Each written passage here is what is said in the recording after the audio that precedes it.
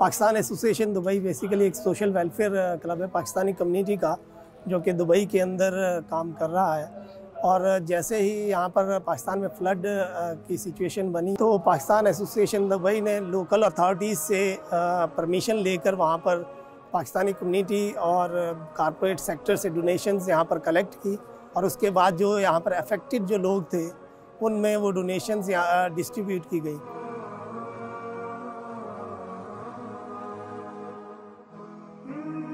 अल्हम्दुलिल्लाह हमने तकरीबन 15 कंटेनर्स वहाँ से सामान के यहाँ पे पहुँचाए, और उसके अलावा फिर आज हम 2 एम्बुलेंसेस अल खिदमत के हैंड ओवर कर रहे हैं।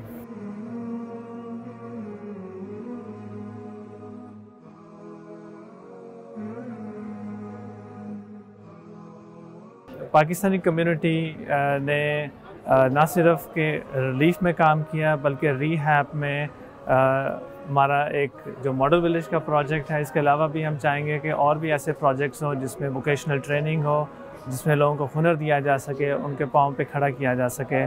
तो इंशाअल्लाह हम अल खिदमत के साथ काम को जारी सारी रखेंगे इंशाअल्लाह।